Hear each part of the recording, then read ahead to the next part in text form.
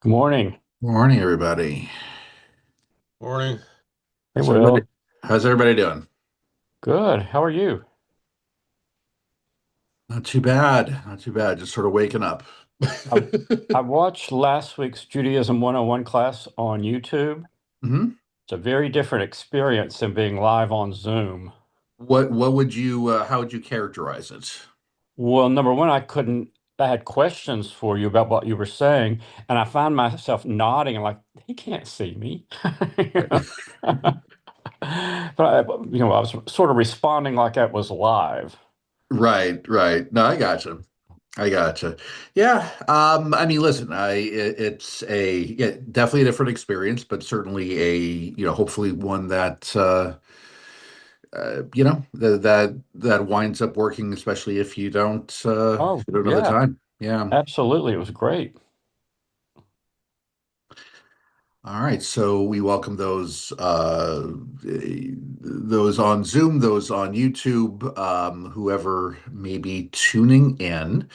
And I want to start, and hopefully I will mention this when I finish up as well, that um, we will not have Judaism 101 next week.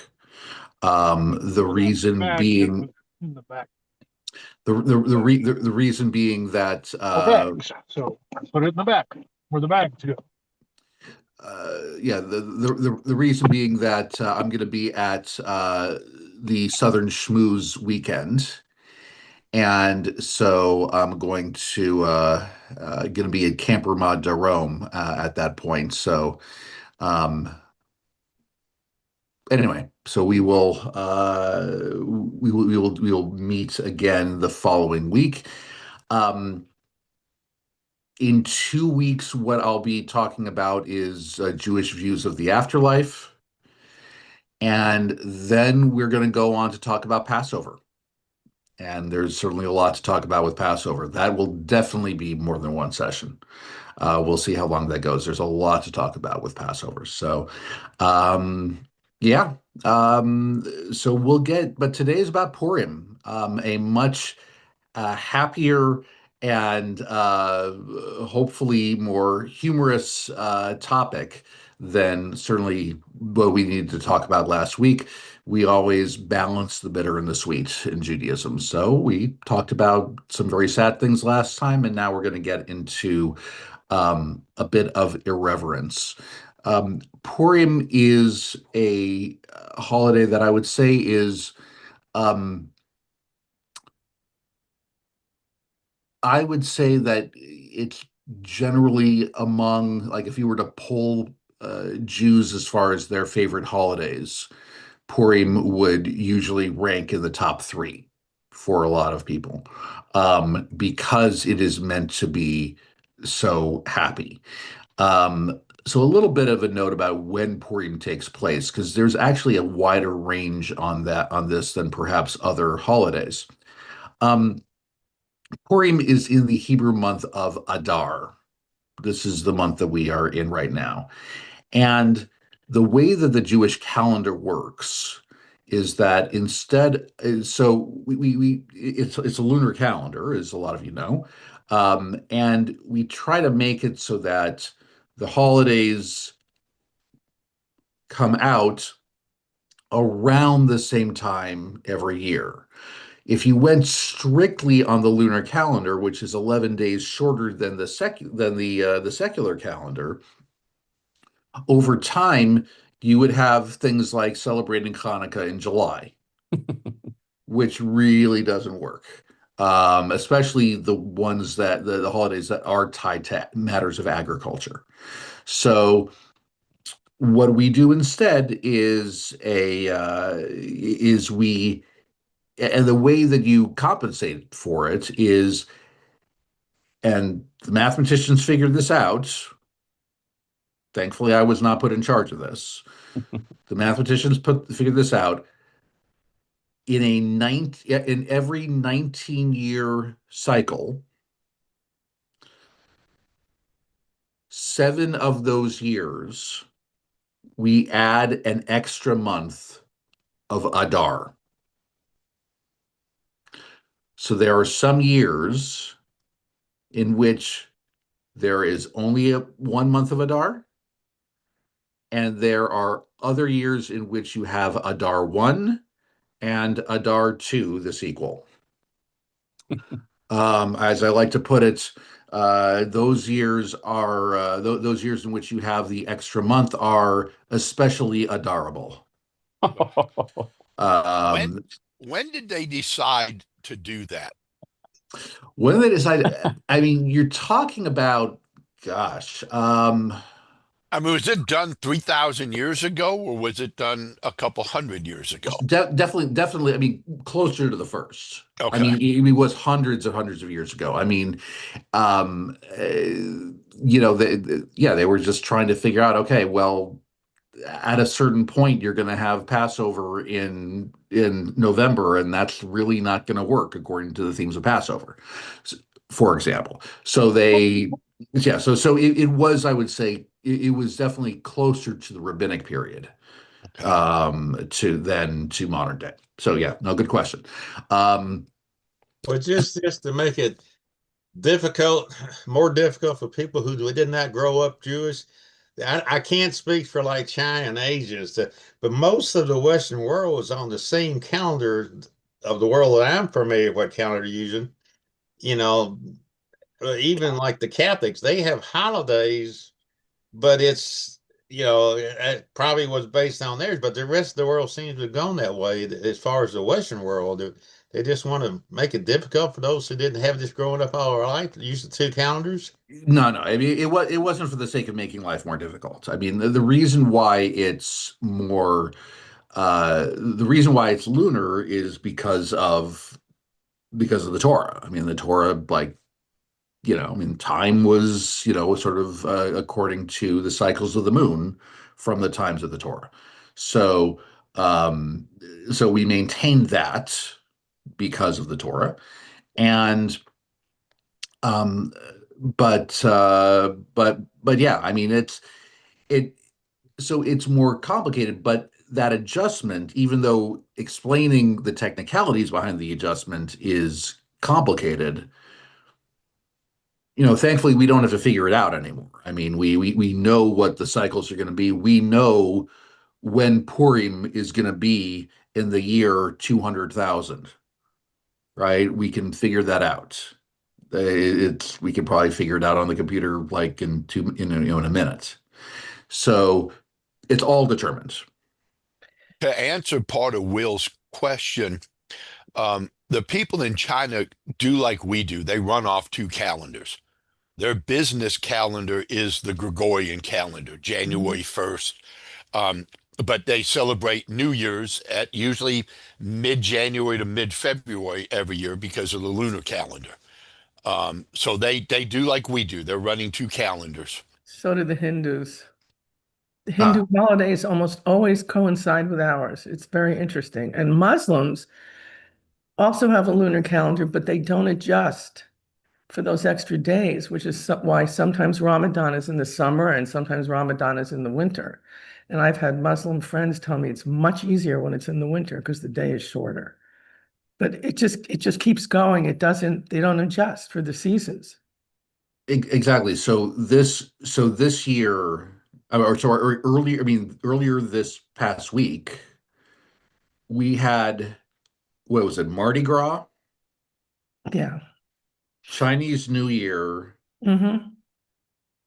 and the start of Ramadan, all basically like around basically the same day. And for And us, Ash Wednesday. right, and Ash Wednesday, right, and for us, it was Rosh Chodesh. It was just the Yeah. beginning of for us, it wasn't a big deal. It was the beginning of the Jewish month, which is, a nice thing, but it's not nearly as important as those days are to those respective faiths. And Happens every Holi, month. sorry, Holi is the same day as Purim this year. Holi is a Hindu holiday. It's Mm, just sort of I had a Hindu friend when I worked at taxation, and our holidays almost always coincided. Different holidays, obviously, but they were always the same day. sure, It was sort sure. of cool, actually. Yeah. Anyway. Yeah, no, all good, all good. So anyway, so all of this is to say that Purim is at the very earliest, I mean, every once in a while, Purim can fall in February. Usually it's sometime in March. And this year it is going to be Monday, March 2nd, that evening going into the day, Tuesday, March 3rd. So that's when we are having Purim. And obviously, obviously we wanted to talk about Purim before we get to the holiday itself.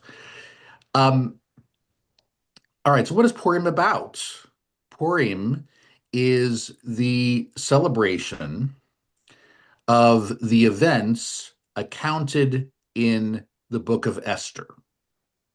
Book of Esther is a book in the Hebrew Bible, and it is a story that is 10 chapters long. And it is both a comedy and a cautionary tale at the same time. Um, the story basically goes like this, and obviously you can look up the story of of the holiday of of the Book of Esther. You can obviously look that up, but I figure I'll just do a relatively brief summary at the moment. The story goes like this. It starts with this, with basically the Persian Empire. It is supposedly set in 300-ish before the Common Era, thereabouts. So the Persian Empire is a large empire at that point, and there is a king of that empire who is known by the name Ahasuerus. In English, it's usually spelled something like Ahasuerus.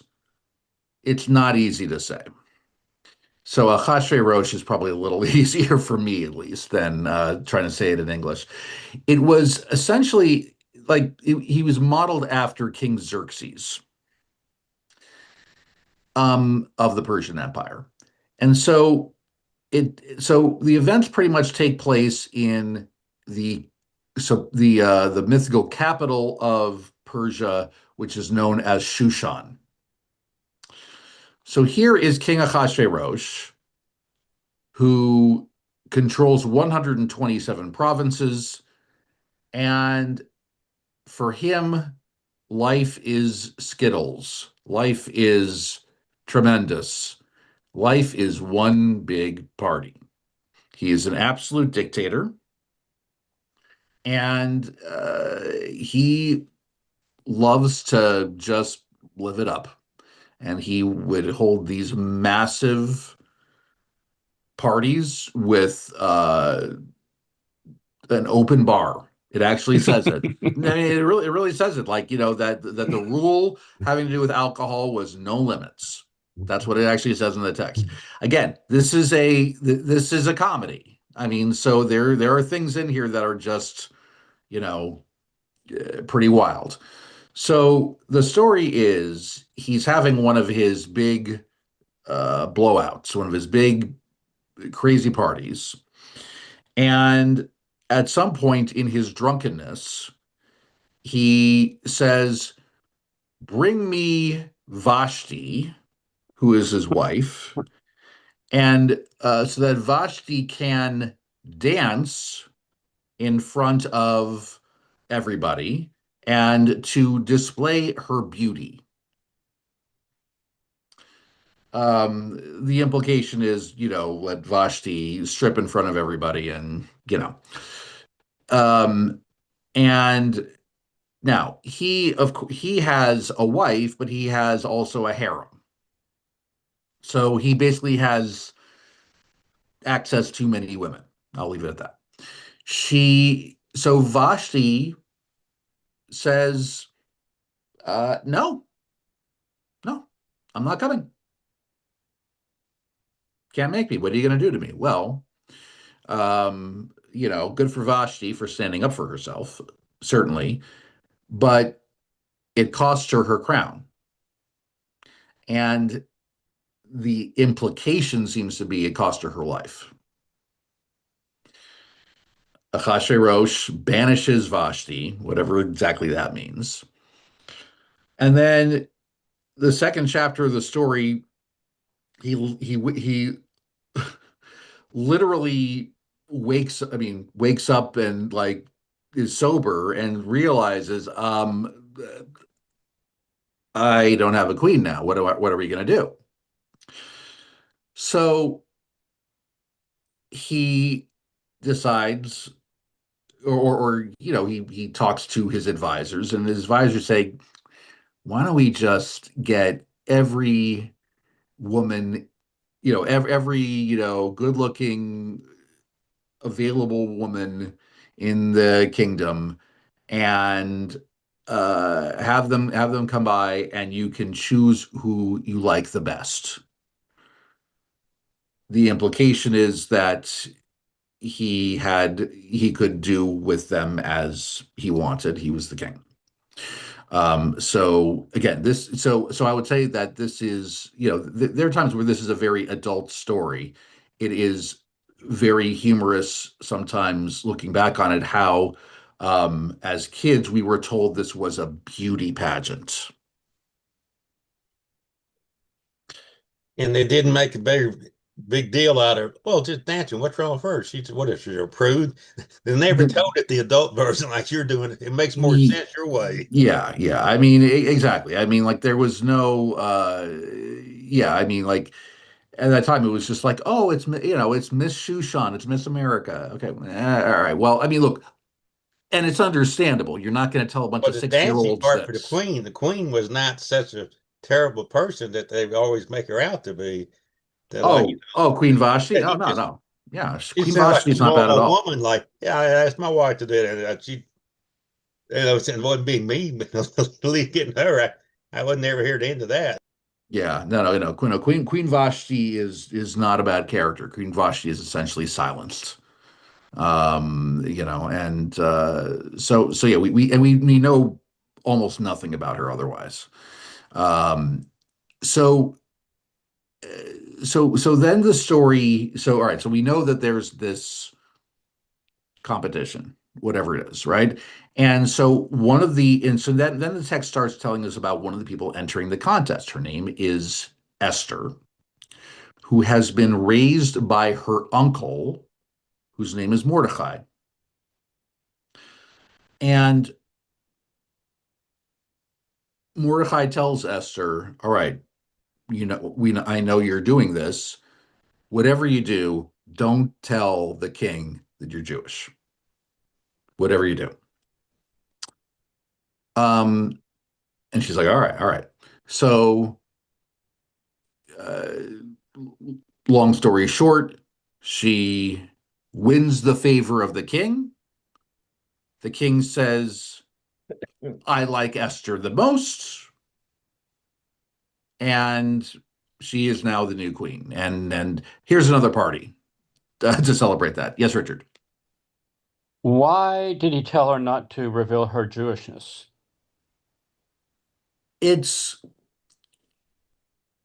the thought is that it was for her safety. Because as we're going to see in the story, being Jewish was a very perilous thing at that time. Whether that was good advice or not is, another question. But he thought it would just be for her protection. So, uh, and then we find out near the end of chapter 2 that the king is that there was a plot to assassinate the king. However, the people plotting were overheard by Mordecai, by Esther's uncle, and the plot is revealed. The men are executed, and we'll come back to that. It's important, but we'll come back to it. So then chapter 3 starts with the bad guy. Haman has his chief advisor, whose name is Haman. Now, the name of Haman becomes very important. Again, we'll get to that. Haman is, just this, this person who, loves his power, et cetera, et cetera. And the king is very disinterested in many of the details of governance.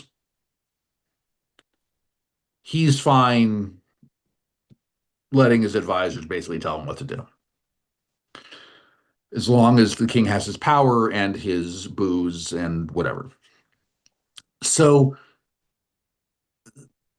the king, so Haman basically sends this edict around. Everybody needs to bow down to me. And so people start bowing down to Haman when he would walk by. Well, all except for Mordecai, who's like, I'm Jewish. We don't bow down to anybody but God. And Haman says, oh, really? You're going to defy the order? How dare you? And so Haman goes to the king and says, there's this people who don't follow our traditions.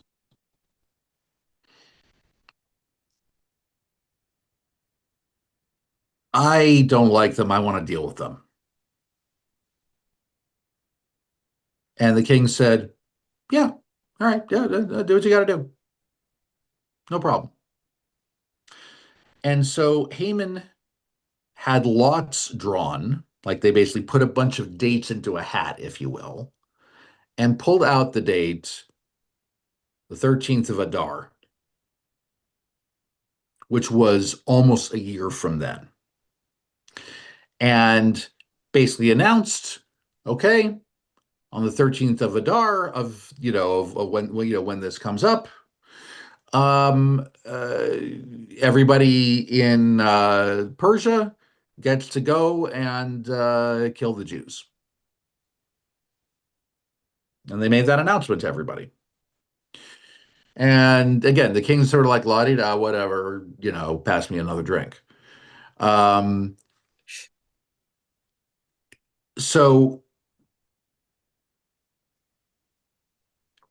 when the Jews hear this, obviously, they are devastated and they start to mourn because their downfall is imminent. This is chapter 4 now. Mordecai then summons Esther. Well, first of all, Esther hears that Mordecai is like feeling really sad, and Esther is, is a queen at this point, and Mordecai tells her, okay, this is happening, and you need to do something about this. You need to, now you need to tell the king. Now is the time you need to tell the king that you're Jewish and he needs to stop this. And Esther's response was, here's what I'm worried about. I can only go to the king when I'm summoned. I can't just be put on his Google Calendar, right? I can only go when summoned. And if I just show up, he could do anything to me. He could put me to death, implying that, Vashti was put to death, right? Like he has absolute power. It doesn't matter that I'm his wife. If he doesn't, if he gets rid of me, he'll find some other woman. And Mordecai responds, I understand that you're worried, and this may be maybe the most moving thing in the entire book, when he says, maybe it was for this purpose that you were made queen. Maybe you were put in this spot just for this purpose. And Esther said, okay, all right, I'm going to fast with some other women I know, and we're going to have a fast before that, and I'm going to go. And yeah, I guess if the king kills me, then he kills me. I guess I'm going to do it because that's what I need to do. So in chapter 5, Esther goes to the king, and it turned out her fears were completely unfounded, or she caught the king on a good day because the king's like, "Oh, Esther, my beloved, what can I do for you? I'll give you up to half the kingdom. Whatever. What do you want?" So she said, okay, great. Um, can I make an appointment with you? Essentially, I'd like to do a feast for you and for Haman. And the king's like, great, put it on my calendar. Can't wait. You know, he's a sucker for a party, right? So then we get a little snapshot of Haman's life. Haman goes back to his home and he's married to a woman named Zeresh. And, Haman's kind of in a, he's like, all right, well, all right, what am I going to do? And like, I'm still mad at Mordecai. Still really mad at him. And Zeresh says, you know, set up some gallows and have him executed. Haman's like, great idea. He sets up some gallows. Chapter 6 is the turning point of the story. The king can't sleep, is what we're told. The king can't sleep. And because there was no YouTube, he didn't know what to do in the middle of the night. He couldn't just start scrolling. So he gets one of his advisors and he's like, hey, read me some other scrolls, literally. Read me some other scrolls, and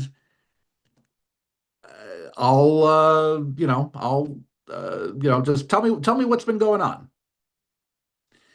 And so the advisors start to read some scrolls, and one of the scrolls, recalls the fact that, and not too long ago, there was an assassination plot against you that was foiled. There was, again, the king's out to lunch here. There was, oh my goodness. Have we done anything to reward that person? No, we haven't. Oh, well, we got to do that. Hey, where's Haman? Let me bring in Haman. Brings in Haman. Haman, what would you do to honor somebody, who was great to the king? And Haman's sitting there going like, oh, well, this must be me. It must be me, right? It's like, I would have, I would say, I'd put that person on a horse and parade them through town, and everybody call out their name and put them in, expensive garb. Like, I'd have a big parade for them. And the king's like, that sounds fantastic. You plan that parade for Mordecai. And Haman's like, are you kidding me? But he's like, all right, I got to follow the rules. So he, swallows his pride and gets Mordecai, and then they put Mordecai on the horse in the royal garb and they parade him through town. And Haman's in a lousy mood after this because he thought it was him, and yet it's the one person who he can't stand the most. And then in chapter 7, here comes the banquet. And in the banquets, the king again looks at Esther saying, hey, so what you summon us for? Well, what can I give you? I'll give you up to half the kingdom. Love you, babe, right?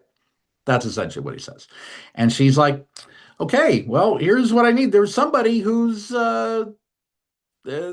plotting to get rid of my people, your people. I'm Jewish. Well, so who's plotting to get rid of your people? It's Haman. It's the guy sitting right here. And the king is like, he's just like, he's outraged. He walks away for a minute. He walks into his garden or something like that, just to deal with his anger, I guess. And Haman begs Esther for his life. And he's like kneeling before her.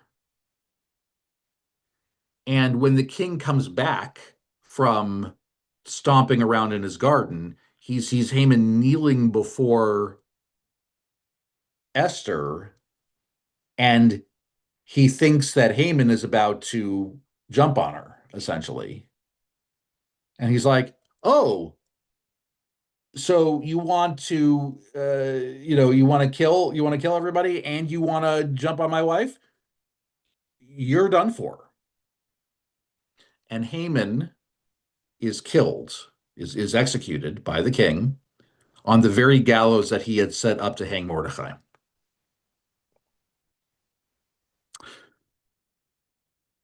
Believe it or not, there are 3 more chapters in the story. And these are the 3 chapters that we kind of gloss over sometimes because there are some things that are not that comfortable.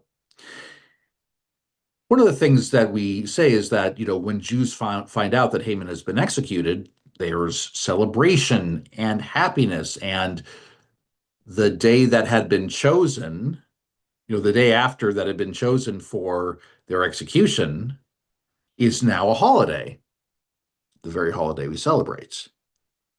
And it's a holiday of joy, of relief, and all these things. It's what it says. And chapter 9, and then chapter 10, by the way, is like 3 verses, so it's very short. Chapter 9, however, is long, and it actually tells of the problem was the way the communication worked is that it's not like you can just, send out a mass email or anything like that about this. So according to all the provinces of, all the provinces of Persia, this edict was still on the books. And so it's like, okay, well, Haman's gone, but everybody else has orders to kill us. And it's like, okay, well, I guess, all right, we have to send out a new edict saying now that the Jews can go kill their pursuers. The Jews wind up killing thousands of people. That's the part we don't like to talk about very much, but it's in there. And the way the story ends, Esther is, firmly in her throne as queen, and Mordecai has now become the king's chief advisor. The end, happily ever after. That's the story. So what do we do on Purim? On Purim, one of the things we do is we try to kind of imitate this style of communication that we find throughout the book. In other words, this really is a story that involves people sending out messages and people reading it from a scroll. Hear ye, that sort of thing.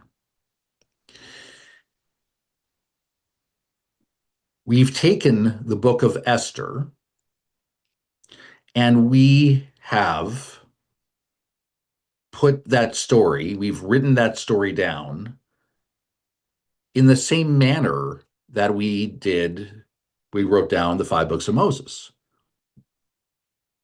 We write it on a parchment scroll with special ink. It's done by a scribe, somebody who knows how to do it. We don't usually have wooden dowels, to hold it. We usually just kind of honestly just sort of like roll it up, and put it in a tube for safekeeping or something along those lines. And the tradition is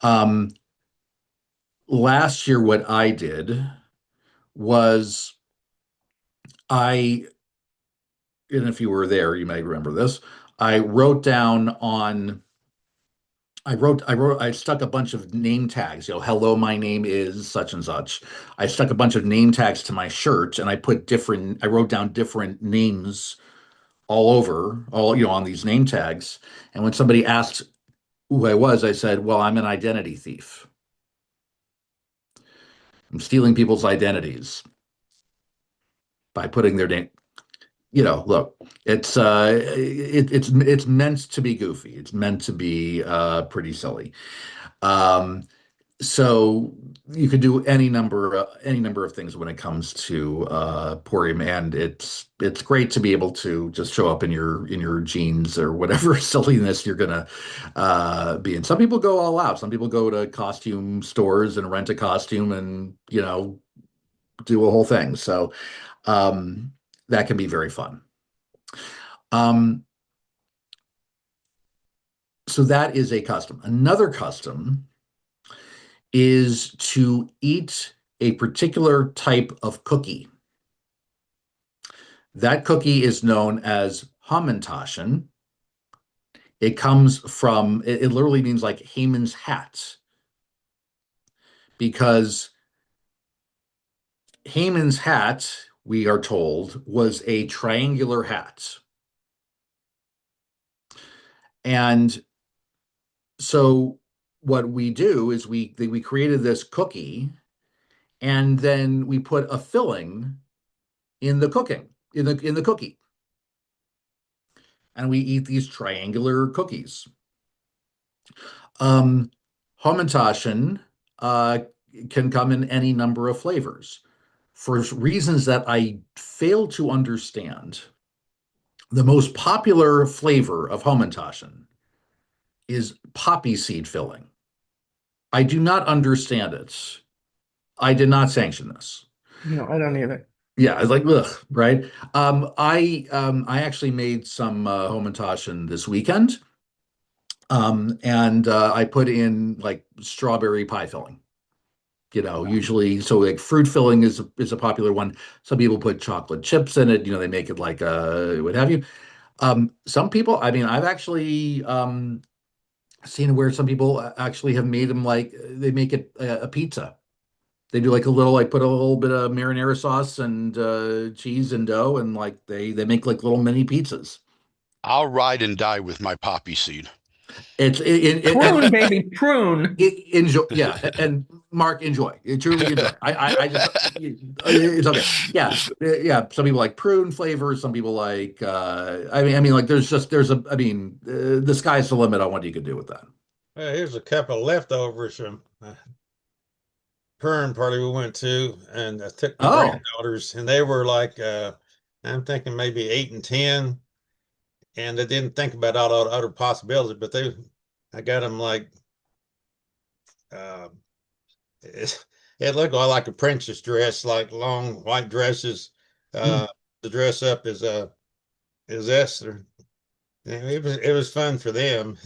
Yeah. No, I appreciate that. I mean, like that you showed that. I mean, because it's yeah. I mean, sometimes yeah, they'll dress up as Esther, as as a character. They'll wear masks. Yeah. Um, they will, and again, you have the noisemakers. I mean, it's They gave the pig mask that I think everybody didn't have a costume. I'm not sure what it wasn't me personally, but I don't see the connection there unless that was supposed to be represent Haman or something. If you didn't wear a costume, you get one of these. sure, sure. Yeah, I guess I was just sort of, I mean, just so that people can feel that they're a part of things. Yeah. Um, Well, one thing that was really interesting what you said, that the attitude and personality of the king is probably such he probably didn't know what a Jew was, because most likely, and back then in Persia there were Zoroastrians, which is or was a monotheistic religion. And he probably wasn't either up to date on either the Jewish traditions, how they practiced their monotheism, any more than he was up to date on what the Zoroastrians did. He said, hey, they got priests and stuff, there's one guy, oh, there's no difference, same thing. Haman just probably didn't like the Jews just for not because of the religion, just that he didn't like the competition for power. Sure, sure. Absolutely. Catherine, I see that you're dressed up.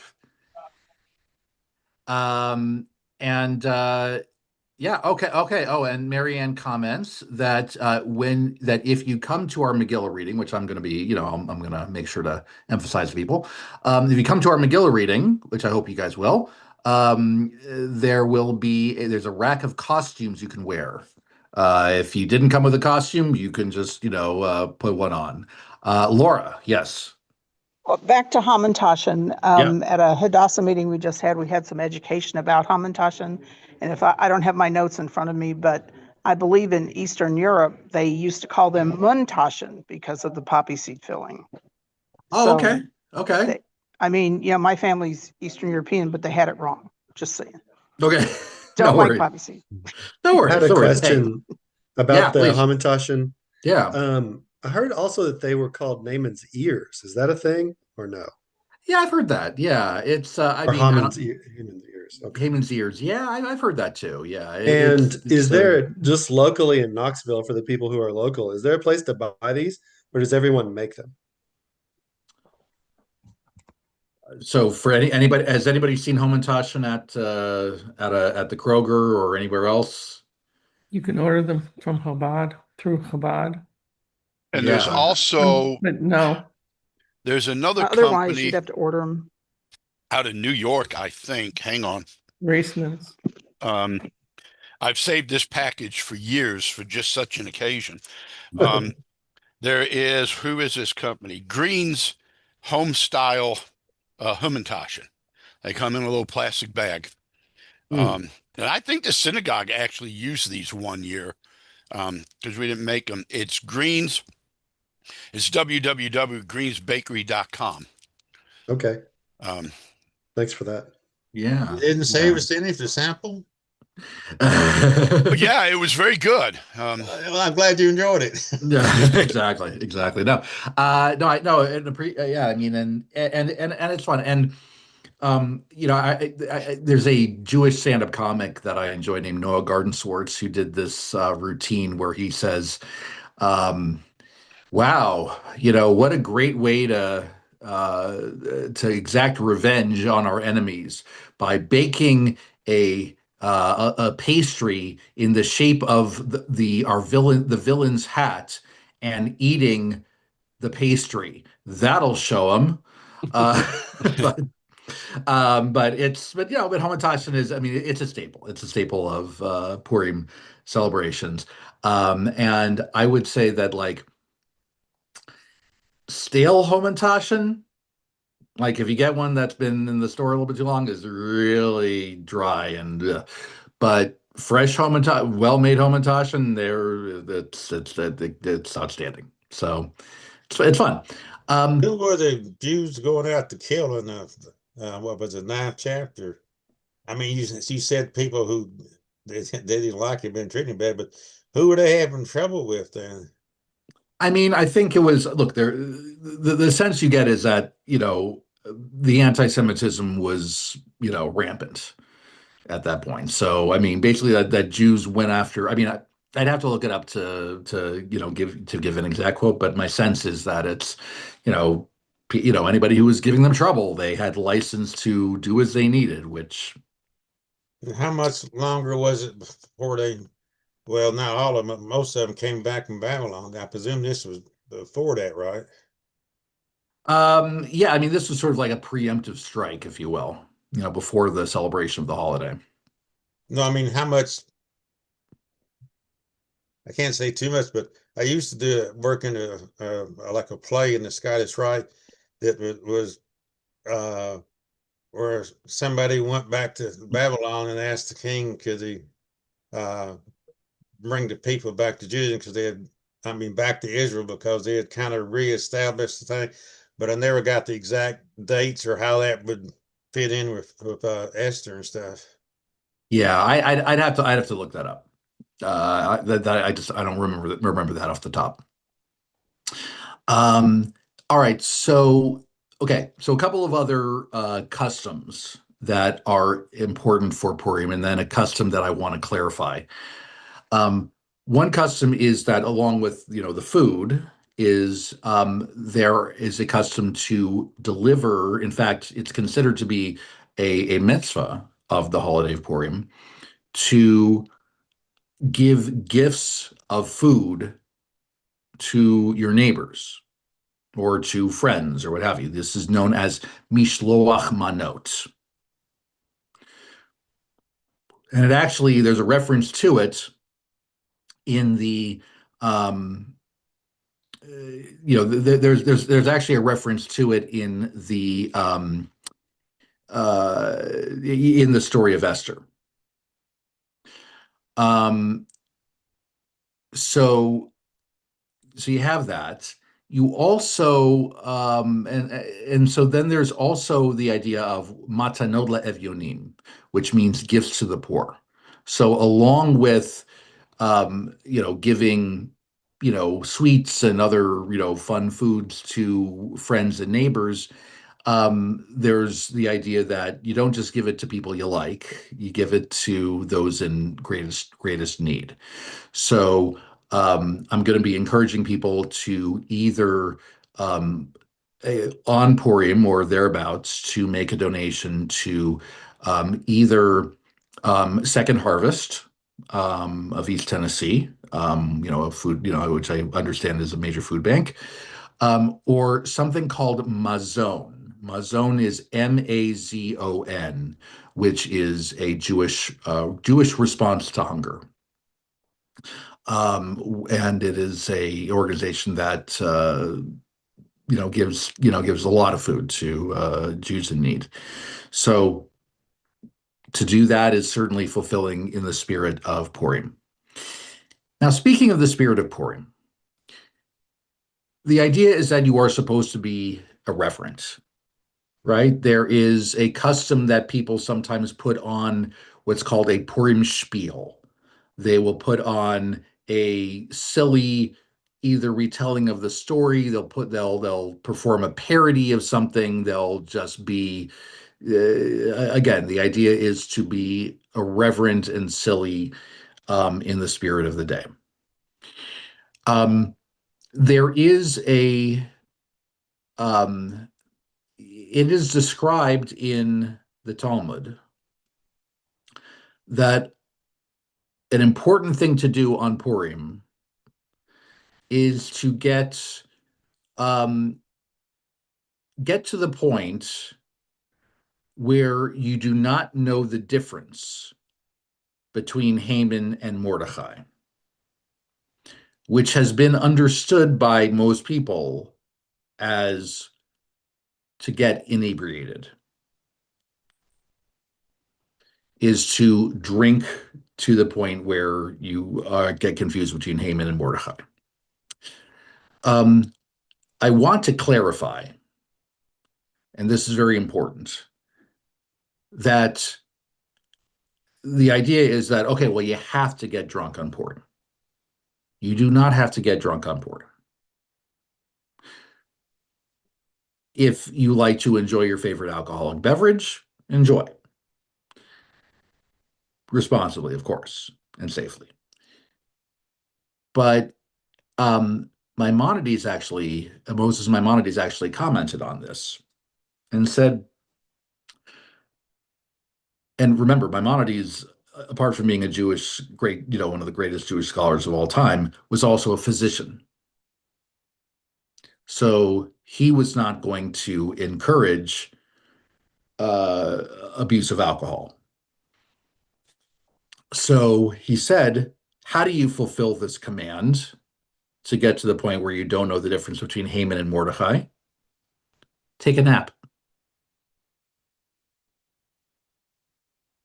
You're not going to know the difference between them when you're asleep. So you can take a nap. You don't have to drink.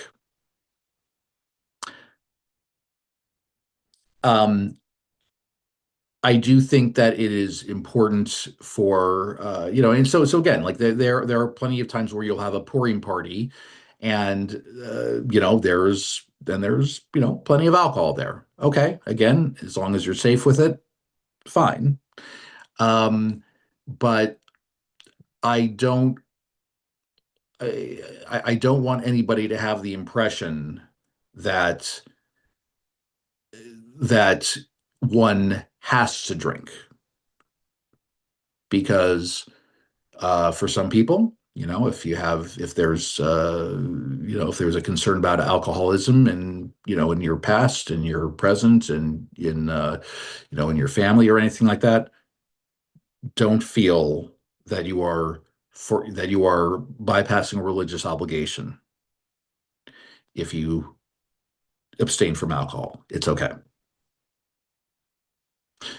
And of course, drinking is not an excuse to do irresponsible and bad things. I'll leave it at that. Um, other questions regarding Purim?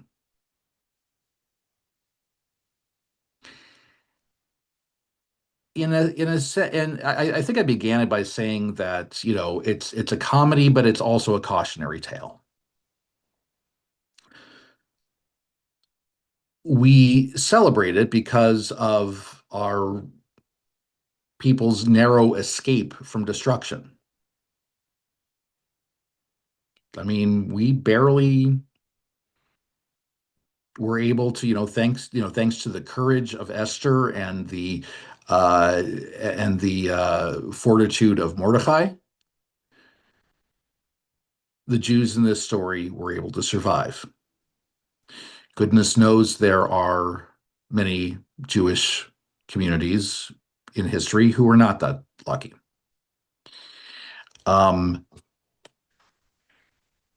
So it is a cautionary tale about the